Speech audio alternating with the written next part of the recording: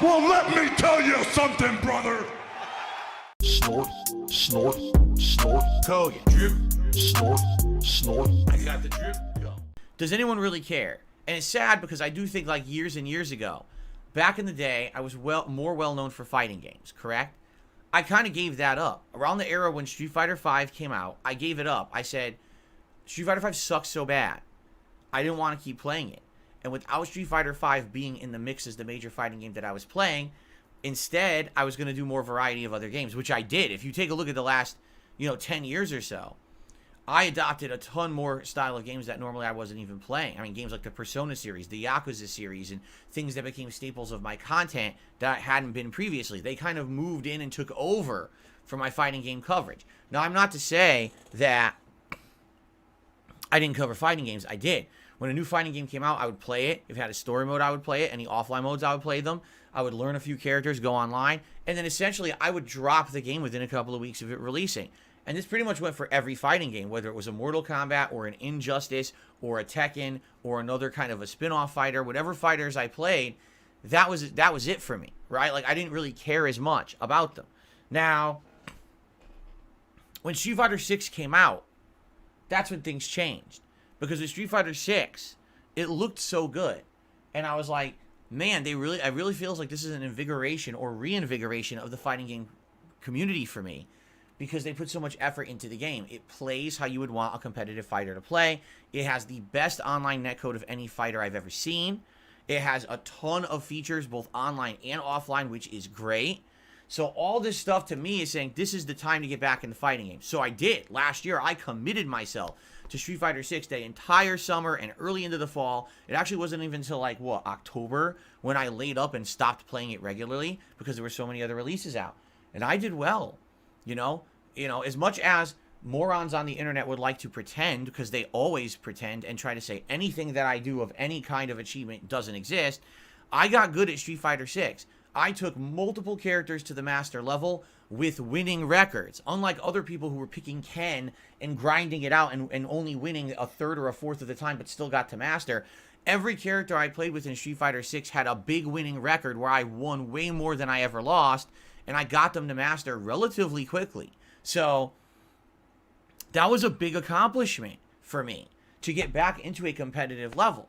I would like to think that if I took those characters to a tournament, I would at least do decent. I certainly wouldn't win any tournaments, but I think that I probably would have beaten a few opponents at a tournament and stuff, and that's way better than I would say I ever would have done previous in the last 10 to 15 years because I just didn't give a crap. I really felt like I had fallen out of love with fighting games because Street Fighter V was so shitty. Now, in regards to Tekken 8, the other way I can approach it outside of getting good like I did in Street Fighter 6 is to just casually play it. And the truth be told, if you go back in time and you look at my original fighting game coverage that I did on my original darksydephil channel, and even the coverage that I did on the DSP Street Fighter channel for about a year, it was more casualized coverage. And what I mean by that is, I absolutely did not focus in on only a couple characters and get good and try to play at a high level. That never happened. I was known as the casual guy who got popular on YouTube for fighting games, and the FGC resented me for that. Huge. That's why when, back in the day, if you look at interviews from like 2009, 2010, and they'll ask guys like, Mike Ross or something at a tournament, so what do you think of DSP? And he'd be like, DSP, I don't know who the fuck that is, and blah, blah, blah. Of course they all knew who I was. They constantly talked about me on their commentary at tournaments. They dropped my name everywhere, always in a negative light. Why? Because I didn't want to be part of their community. I'd been there, done that. I had no desire to be a competitive fighting game player, but I was very prominent on the internet for making fighting game content, despite the fact I wasn't good. They hated that shit. Here they were grinding away, trying to get popular on the internet for high-level gameplay, but I was way more prominent than they were, and at that point, one of the top gamers on YouTube, and they really resented it. But again, that was because I was a casual guy. I was more focused on let's do over-the-top commentary on silly gameplay and have a good time with it, rather than, let's play high level and teach people how to play the game. That was never my intention. I was doing entire sets of Dayon Madness the worst character or one of the worst characters of Street Fighter 4, and I was beating people with Dan and laughing at them and how bad they sucked because they lost to Dan online. That's the kind of content I used to put out, and that was what was prominent. All right? But that was like 13, 14 years ago. All right? Like, that was a long time ago. And that kind of content today is actually looked down upon by anyone into fighting games. Meaning, if you make content in a fighting game and you have commentary where you're like berating the other person or insulting the other person or saying ridiculous things, oh, that's not allowed anymore.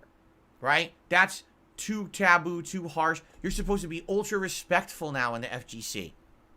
You're supposed to praise your opponents constantly, never say a negative thing about the game, only be positive. And it's like, wait, what? Like, when I grew up in arcades, no lie, it was this actual, like, hazing atmosphere. As if you were in college and people were hazing you, or like in a locker room at a high school. That's really what it was like in the fighting game community in its early inceptive days, before the days of Street Fighter 4, esports, sponsorships, and everyone making bank playing fighting games. So I grew up in a whole different generation that shit talk was common. No one would watch someone play a game and shit talk each other in a fighting game and then be offended at all. It never happened. Everyone was used to the shit talk. You had to be in line with it. You know what I'm saying? Now, I go ahead and I play a fighting game, and God forbid that I make a joke or I say that someone sucks and is a button masher. It's like, oh, that was so insanely disrespectful. What the fuck are you talking about? Like, I don't even know who the person is who I'm playing, right? I have no knowledge of who the people are on the other side of the internet playing these games.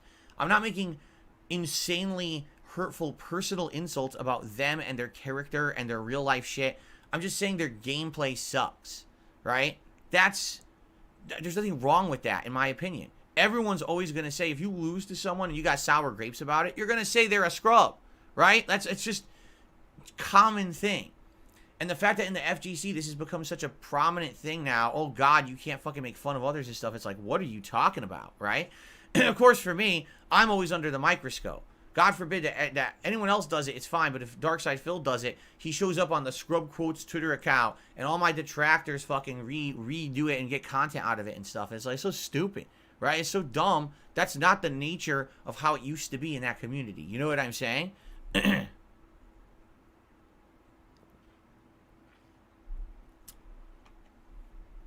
So, the thing that is about this, if I continue to play Tekken 8 casually, instead of I don't care about getting good at the game or whatever, and I play a new character every week, that's all well and good, but is that really enough? Is that enough to keep me interested? Is that enough to keep you guys interested?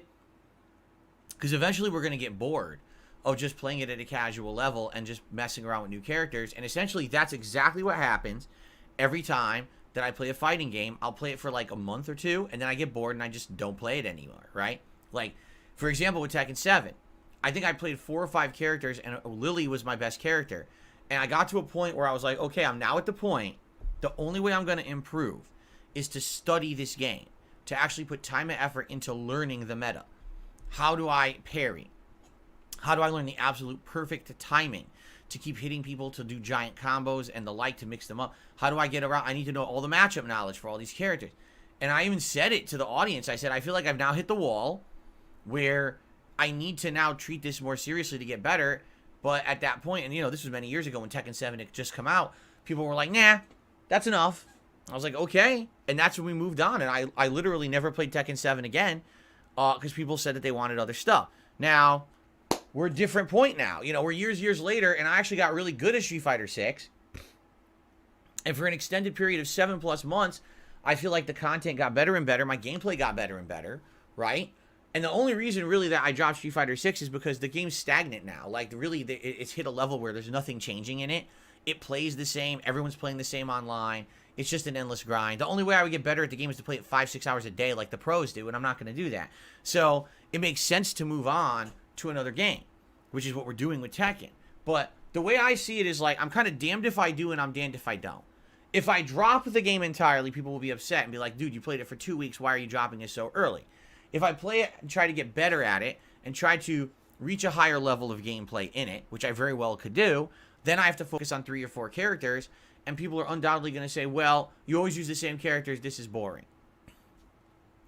If I try to learn every character on a casual level, I'm never going to get good at the game, and undoubtedly people are going to say, man, every time you play, you're only fighting scrubs, and you're not really getting any better, and this is boring, right? The way that I can make it spicy is to have the kind of commentary that I'm known for, but people find it inflammatory. People find it insulting. People find it uncouth of someone trying to make content on the internet to talk shit now. So it's kind of like, so what do you do? Right? It's like no matter what content I do, everyone has an excuse for why it's no good. The high-level stuff is too boring and samey and grindy. The casual play, you never get good, and it gets repetitive and boring because you're only playing scrubs. Oh, well, if you talk shit during your commentary, that's entertaining, but also insulting and you're a horrible human. So it's like, all right, so what am I supposed to make then? You know what I mean? Like, it's funny because I've read the feedback. In the last 24 hours, a bunch of people left comments about this on my videos or reached out to me otherwise. And everyone's feedback is different. One person outright said the following. I'm not kidding. I'm paraphrasing, but this is outright what they said. The reason that people come and watch you play fighting games is because they want to see you get angry and toxic. They find it entertaining. That's what got you noticed for Street Fighter 4 a million years ago. That's why the FGC resented you so badly, because they couldn't get the views you were getting on the gameplay that they were putting out, and they thought, oh, our gameplay is way better than his, so why is he popular? People didn't understand that you were funny. They didn't like that, right? People like you when you're at your worst because it's funny to see you flip out with rage. So if you do that kind of stuff all the time, more people will show up and watch it. Like, yeah, but every time I do it, people complain that I'm toxic and I'm a jerk. And, you know, it's like, here's the thing. For me, there's got to be a balance. When I make content, there has to be a balance. And the balance has to be the following. I am enjoying what I'm doing and want to keep doing it. Okay? You enjoy what I'm doing and want me to keep doing it. And, of course, the other thing is people actually show up to watch the content, engage with it, and support it. Those are the three factors. I like what I'm doing, you like what I'm doing, and it can be supported so I can make money and have a business out of it. Okay? Those are the three key factors to success here with my gameplay and business. Other people may be different, but that's the keys to success for me. All right? Now, very much, there is some of the time when that's not always true. Sometimes I'll be playing a game I hate, but you guys outright love watching me play it, and I will tough my way through it regardless, even if I don't like it. I mean, perfect example of that, Wolong Fallen Bullshit last year, whatever it was called. I did not like that game. I felt that game was a bad knockoff of a bunch of others, bad execution, bad controls, bad graphics. Everything was fucked up about it. I didn't enjoy it, but I toughed through it because you guys wanted to see it, so there you go. Now, there's other cases where I like a game, but you guys don't like it that much, but because I'm enjoying it so much, I'll still go through with it. I call these kind of like pet projects or kind of the love letter games. Like if I'm playing Chrono Trigger, I realize that my mainstream audience doesn't love that, but I want to play it because it's a game that's near and dear to my heart from my childhood. I want to make that playthrough so those who do care about me as a person can eventually watch it and see how much it meant to me and why, right? It'll never go popular, it'll never get giant views, but at least it's cool that I got a playthrough out of that last year. You know what I'm saying? So sometimes you can make those exceptions. Sometimes you have to make that exception to put out content that's either meaningful to you or your audience or both. And it goes hand in hand that, you know, if you make that kind of content that's not always agreed upon on both sides, you got to balance it with stuff that people agree upon. So that way I can keep operating a successful business, right? So, my question is, again, what to do with Tekken? Because people seem to be all over the place with this. Some people want to see me get better at the game. They say, all right, you know what? Pick 3-4 characters, focus on them, rotate between, get better, learn balance changes to the game. There was just a balance patch last night. They rebalanced Tekken 8. They made it so that June isn't as overpowered in the corner as she used to be.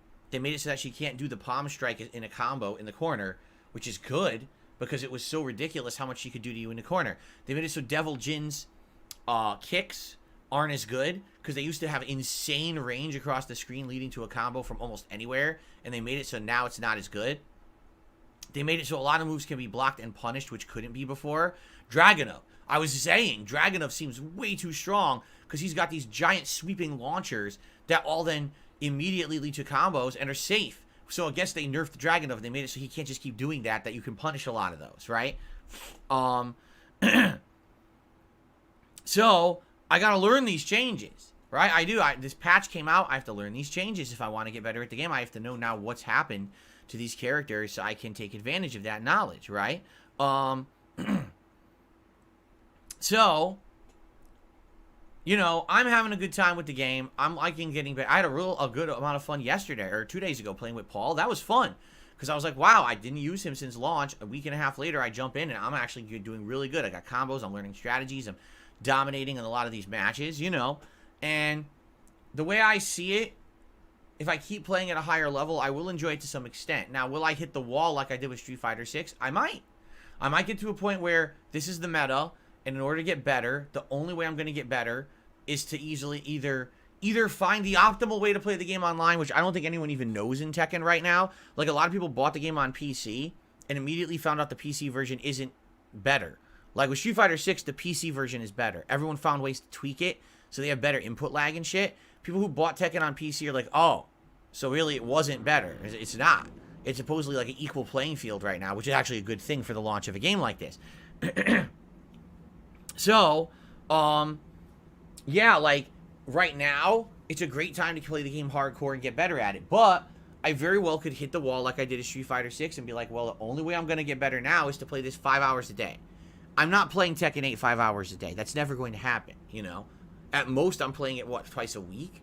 So, you get to that point. Now, if I play it casually, that's cool, but understand I'm just not going to get better at it. I'll mess around and learn basic strategies with a few characters, but I'm probably never going to get to the point where I'm actually playing the game at any kind of a high level. It's just me messing around and always playing low-level people, you know, which I'm okay with, but probably it'll get boring within a few weeks and I'll drop it in a month or so, right? Like, that's what's destined to happen if you play a game like that. So, we need a decision. And right now, I'm kind of like on the fence about it. I really don't know what to do. So what I think I'm going to do for Friday Night Fights this week, I want to go back to King. I haven't used him now in a bit. And I'm going to study. I'm going to look at some matchup knowledge. I'm going to look at people doing videos about, like, what I need to know what to do to punish with King. When someone does an unsafe move, how do I punish it after the fact? And does he have any good high-low mix-up? Because I think he does, but I'm not aware of it. Like, I need to figure this stuff out.